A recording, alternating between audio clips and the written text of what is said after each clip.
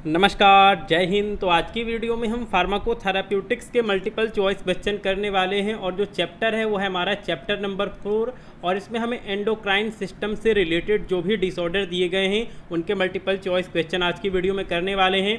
तो आज की वीडियो में हम मल्टीपल चॉइस क्वेश्चन करेंगे डायबिटीज़ से रिलेटेड। तो आज की वीडियो में हम डायबिटीज़ से रिलेटेड जो भी मल्टीपल चॉइस क्वेश्चन बन सकते हैं उनको करने वाले हैं। तो चलिए यहाँ पे पहला क्वेश्चन देखते हैं। तो यहाँ पे दिया गया है कि डायबिटीज इज ऑल्सो कॉल्ड। ठीक है, तो जो हमारा डायबिटीज है यानी कि इसको हम हिंदी में कहते हैं मधुमेह। इसको हम हिंदी में मधुमेह कहते हैं, कुछ लोग इसे शुगर कहते हैं।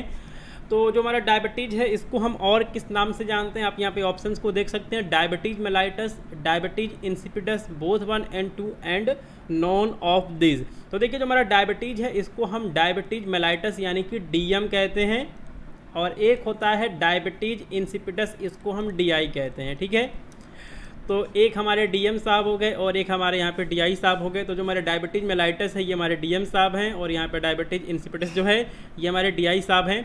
तो देखिए जो हमारा डायबिटीज इंसिपिडस है ये होता है किसकी वजह से, ये होता है deficiency of ADH, anti diuretic hormone की कमी से होता है। और जो हमारा एडीएच है इसी को हम वैसोप्रेसिन भी कहते हैं, इसी को हम वैसोप्रेसिन भी कहते हैं। और इस कंडीशन में होती क्या है, इस कंडीशन में बहुत ही ज़्यादा यूरिनेशन होता है। ठीक है, तो हम यहाँ पे लिख देते हैं एक्सेस यूरिनेशन। तो हम यहाँ पे लिख देते हैं एक्सेस यूरिनेशन।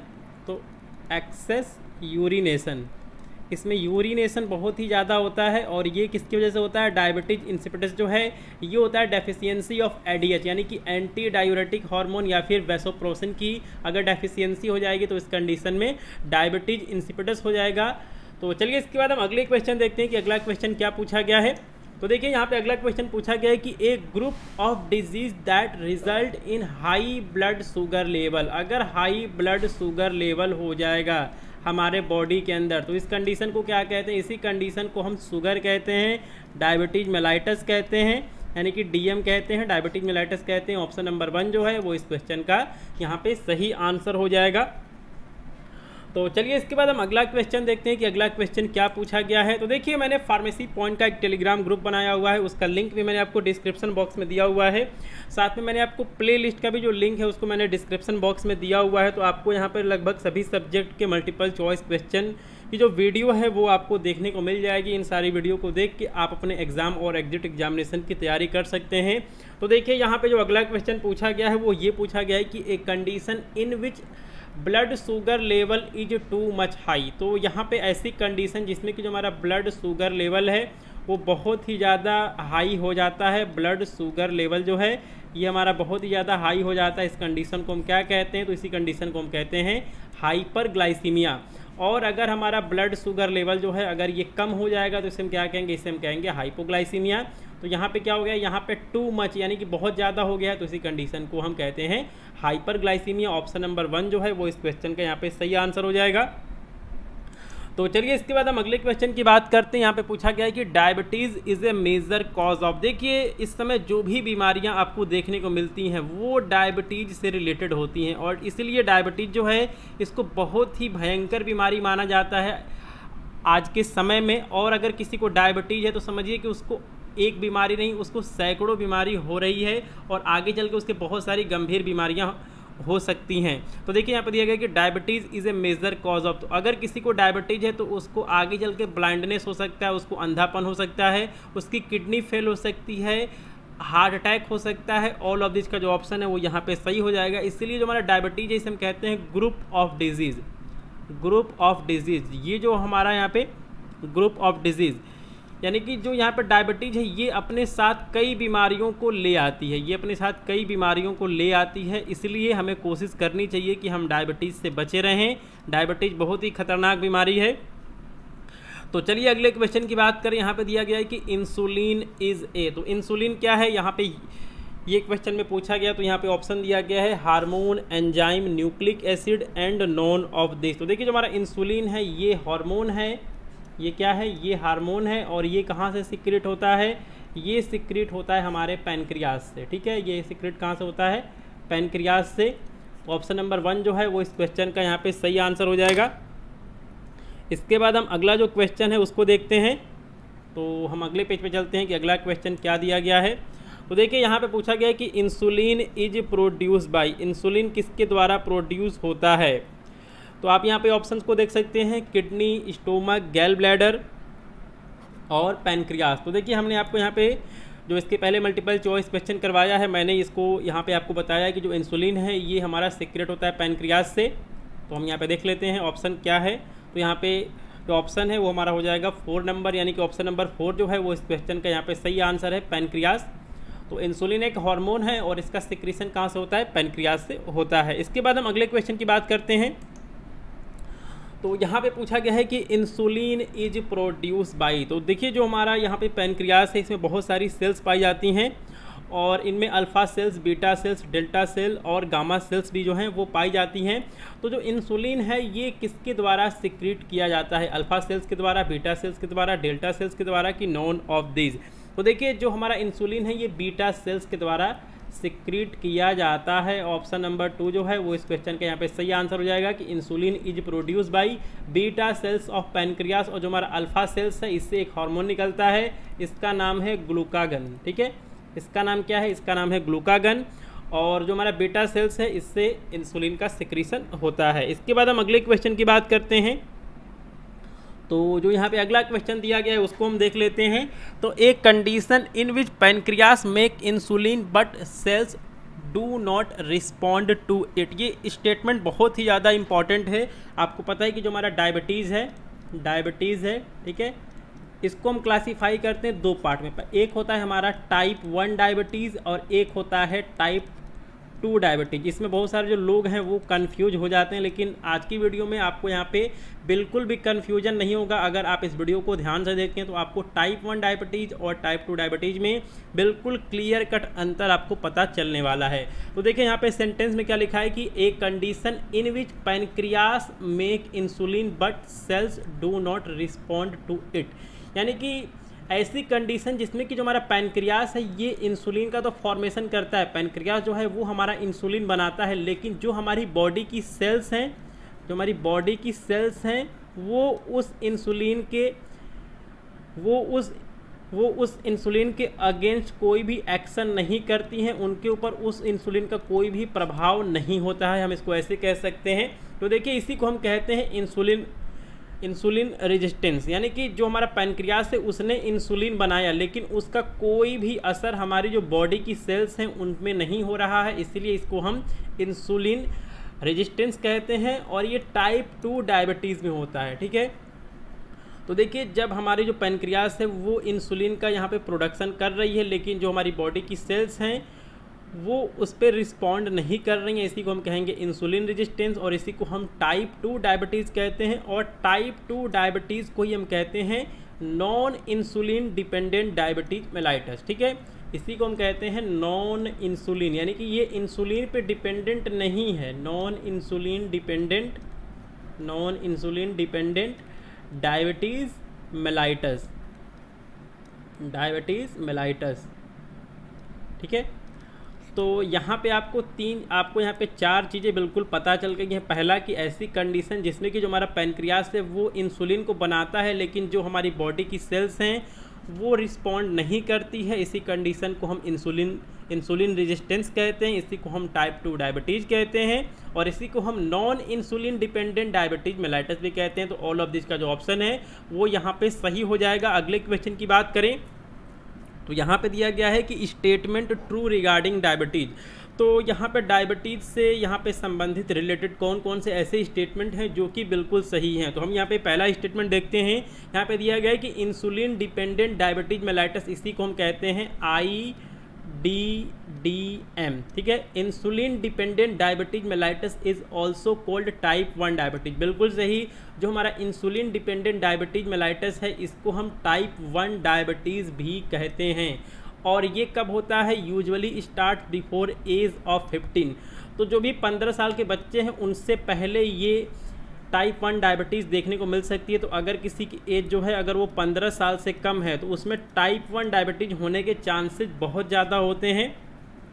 यहाँ पे स्टेटमेंट नंबर 3 दिया गया कि pancreas stops making insulin, child must receive insulin bye injection. देखिए जो हमारा टाइप 2 डायबिटीज़ था वहाँ पे जो हमारा पैनक्रियास था वो इंसुलिन का प्रोडक्शन कर रहा था, लेकिन जो वहाँ पे सेल्स हैं वो रिस्पॉन्ड नहीं कर रही थी। लेकिन जो हमारा टाइप 1 डायबिटीज़ है यहाँ पे क्या है, यहाँ पे इंसुलिन का जो प्रोडक्शन है वो बंद हो गया है। इसीलिए क्या होता है कि इसमें हमें बाहर से इंसुलिन जो है उसको देना पड़ता है, बाहर से इंसुलिन देना पड़ता है, बाहर से इंसुलिन जो है उसको देना पड़ता है। इसी वजह से इसको हम कहते हैं इंसुलिन डिपेंडेंट डायबिटीज मेलाइटस। ठीक है, इसमें हमें बाहर से जो है इंसुलिन उसको इंजेक्शन के माध्यम से देना पड़ता है, इसीलिए इसको हम कहते हैं इंसुलिन डिपेंडेंट डायबिटीज मेलाइटस। तो देखिए जो हमारा टाइप 2 डायबिटीज है उसमें हमें बाहर से इंसुलिन नहीं देना पड़ता है, इसलिए उसको हम कहते हैं non insulin dependent diabetes mellitus. लेकिन जो हमारा टाइप 1 का डायबिटीज है इसमें हमें बाहर से इंसुलिन देना पड़ता है, इसी वजह से हम इसको कहते हैं इंसुलिन डिपेंडेंट डायबिटीज मेलाइटस।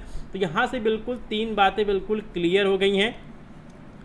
3 क्या, यहाँ पे टोटल 4 बातें जो हैं वो बिल्कुल क्लियर हो गई हैं कि जो हमारा टाइप 1 डायबिटीज है इसको हम इंसुलिन डिपेंडेंट डायबिटीज मेलाइटस कहते हैं, और ये 15 साल से कम के जो बच्चे हैं, लोग हैं, उनमें पाया जाता है। इनमें क्या होता है कि जो पैनक्रियास है वो इंसुलिन का प्रोडक्शन जो है उसको बंद कर देता है और हमें बाहर से इंसुलिन जो है उसको लेना पड़ता है, इसी की वजह से इसको हम इंसुलिन डिपेंडेंट डायबिटीज मेलाइटस कहते हैं। तो ऑल ऑफ दिस का जो ऑप्शन है वो यहाँ पे सही हो जाएगा। अगले क्वेश्चन की बात करें तो यहाँ पे दिया गया है कि स्टेटमेंट करेक्ट रिगार्डिंग डायबिटीज। तो यहाँ पे जो डायबिटीज से रिलेटेड कुछ स्टेटमेंट दिए गए इनको हम पढ़ लेते हैं।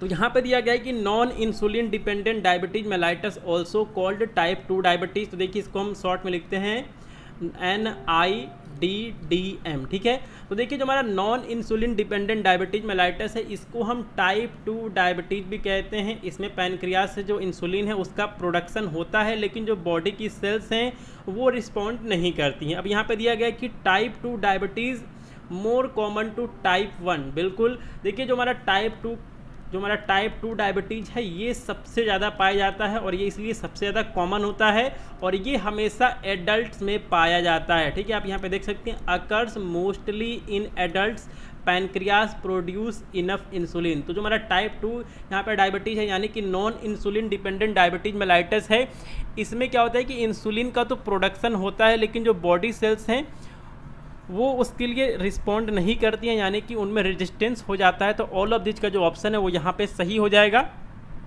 तो चलिए अगले क्वेश्चन की बात करते हैं। यहाँ पे पूछा गया है कि इंसुलिन इज ए। तो इंसुलिन क्या है, तो इंसुलिन क्या है, ये एक पेप्टाइड हार्मोन होता है। ऑप्शन नंबर 1 जो है वो इस क्वेश्चन का यहाँ पे सही आंसर हो जाएगा। अगले क्वेश्चन की बात करें, clinical manifestation of diabetes is. तो डायबिटीज़ के साइन सिम्टम्स क्या हैं। पहला दिया गया है इंक्रीज थर्स्ट। अगर किसी को डायबिटीज़ है तो उसको प्यास बहुत ही ज़्यादा लगती है। यहाँ पे दिया गया है ब्लड विजन, यानी कि उसको धुंधला दिखाई देना शुरू हो जाता है। Slow healing of cuts. अगर किसी को चोट लग गया, घाव हो गया, तो जो उसका कट्स है, घाव है, उसको भरने में बहुत ज़्यादा समय लगता है। तो ये सारे साइन सिम्टम्स होते हैं डायबिटीज़ के। ऑल ऑफ दिस का जो ऑप्शन है वो यहाँ पे सही हो जाएगा। चलिए इसके बाद अगले क्वेश्चन की बात करते हैं। यहाँ पे दिया गया है कि clinical manifestation of diabetes include. तो देखिए आपको डायबिटीज़ में 3 P याद रखना है, आपको याद रखना है 3P। अब देखिए 3P क्या है। पहला हो गया आपका पॉलीडिप्सिया। क्या हो गया, पॉलीडिप्सिया। दूसरा क्या हो गया, पॉलीयूरिया। आपका यहाँ पे दूसरा हो गया पॉलीयूरिया और तीसरा हो गया पॉलीफैगिया। तो इन सब का मतलब क्या है वो भी मैं आपको यहाँ पे बता देता हूँ। तो देखिए पॉलीडिप्सिया में क्या होता है कि हमें बहुत ही ज़्यादा प्यास लगती है, इसी टर्म को हम कहते हैं एक्सेस थर्स्टी। ठीक है, अगर किसी को बहुत ज़्यादा प्यास लग रही है और ये कहाँ पे होता है, ये होता है डायबिटीज़ की कंडीशन में, जिसको हम कहते हैं पॉलीडिप्सिया। अब देखिए पॉलीयूरिया क्या होता है, ये होता है एक्सेस यूरिनेशन। ठीक है, एक्सेस यूरिनेशन, किसी को बहुत ज़्यादा पेशाब लगता है तो इसी कंडीशन को हम कहते हैं एक्सेस यूरिनेशन और इसी को हम कहते हैं पॉलीयूरिया। और यहाँ पे दिया गया है पॉलीफैगिया। जिनको डायबिटीज होता है उनको भूख बहुत ज़्यादा लगती है, इसी कंडीशन को हम कहते हैं यहाँ पे पॉलीफैगिया। ठीक है, तो यहाँ पे जो है बहुत ज़्यादा भूख लगती है, एक्सेस एपेटाइट। तो इसमें बहुत ज़्यादा भूख लगने लगती है किसी को, तो इसी को हम कहते हैं पॉलीफैगिया। तो ये 3 P आपको याद रखना है डायबिटीज में। 3P पहला हो गया पॉलीडिप्सिया, पॉलीयूरिया और पॉलीफैगिया। अगले यहाँ पे क्वेश्चन की बात करें तो यहाँ पे दिया गया है कि aetiology of diabetes mellitus include. तो जो हमारा डायबिटीज मेलाइटस है किन वजहों से हो सकता है। तो देखिए हमने आपको पहले बताया है कि जो हमारा टाइप 1 डायबिटीज है और टाइप 2 डायबिटीज है।